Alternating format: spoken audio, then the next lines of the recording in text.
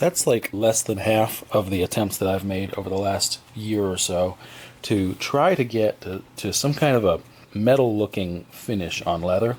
Some of them have been truly horrific. Others have worked out to be almost not too bad. I'm going to show off the two that I've chosen to be the best out of these. Probably aren't the best in the world, but at least they're the best I've got so far. The first approach is a rather traditional one, so there's not going to be anything really surprising in this, except that it's really down to technique. It should be pretty stock standards. The second approach is going to be much more controversial. In either approach that you choose, you need to choose leather that's very smooth. If you choose leather like the one I've chosen here, it's got a lot of ridges and stretch marks and things, those are going to show through in the final product.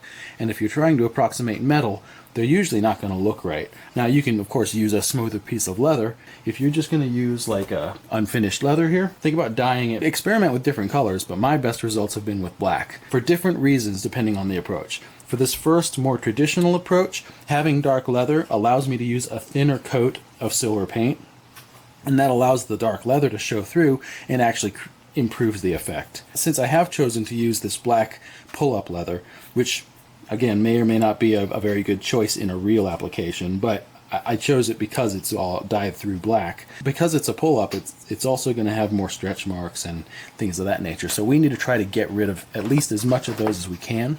So I'm going to start with 80 grit sanding block. Just start going to town on this thing. Okay, I'm going to call that good enough. And you can see that a lot of those blemishes are gone.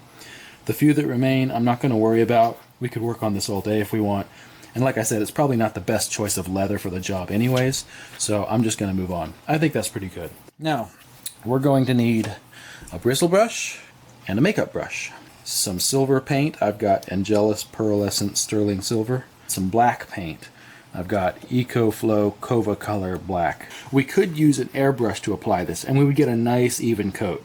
But for one thing, not everyone has an airbrush. Second, I actually think in this case using the brush is better, because by brushing it on, we end up with these tiny little streaks left by the brush.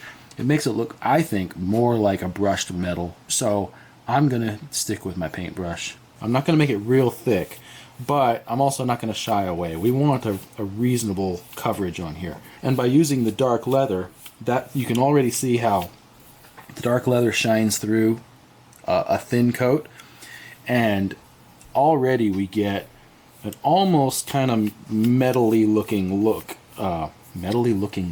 Kind of for free because of that base coat.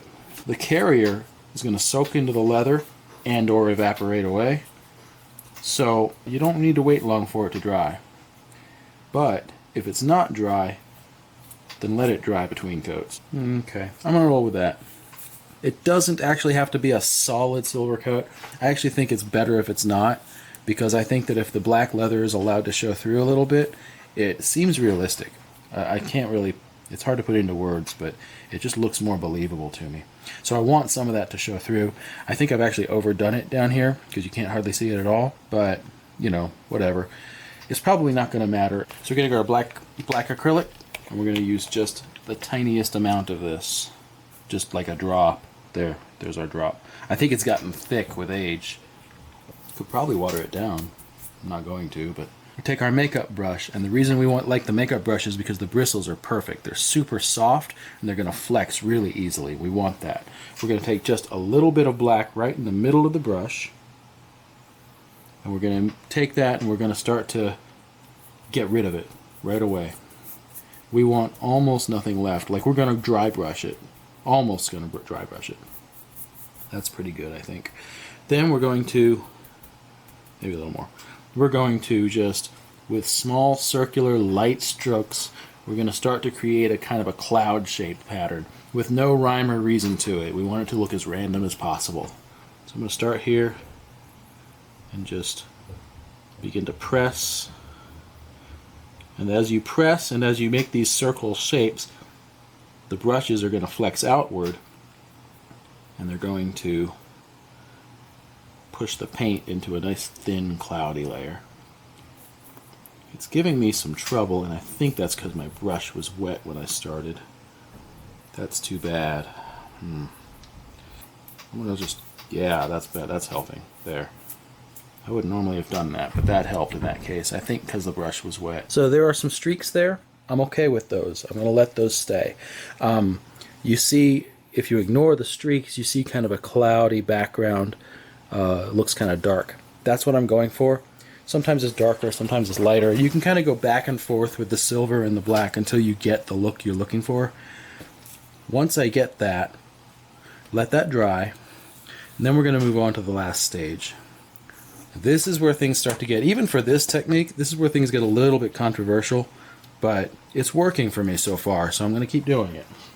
What I'm going to use now, and I think that there's something to be said for the silver. I think you maybe could do this part with the silver paint, but I've had better results so far using silver rub and buff as the final coat. And we're going to stick with the makeup brush, and we're going to apply it in exactly the same kind of circular cloudy motion, and it only takes a tiny amount.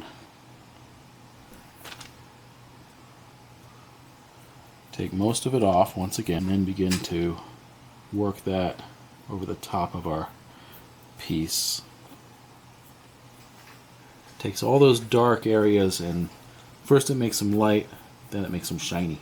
I think I'm happy with this, but what you could do is if you've made it too light at this stage, you can go back to the black and darken it again. You can achieve the look you want by just going back and forth between the black and the rub and buff. And I'll also reiterate that you might be able to use not the rub and buff and the pearlescent paint, but I've liked the rub and buff results better. There's a bit of an open question as to whether the rub and buff is going to stay long term, but I so far haven't had any problem with it rubbing off once I get my top coat on. Once it dries, we can begin to buff it, just like the name says. And that's what will actually make it shiny. You don't necessarily want to rub too aggressively here, because I mean we're not looking to rub it off. You just want to bring out that shine. It's starting to look like metal, I think, a bit. I think from a distance, to me that looks like a piece of sheet metal.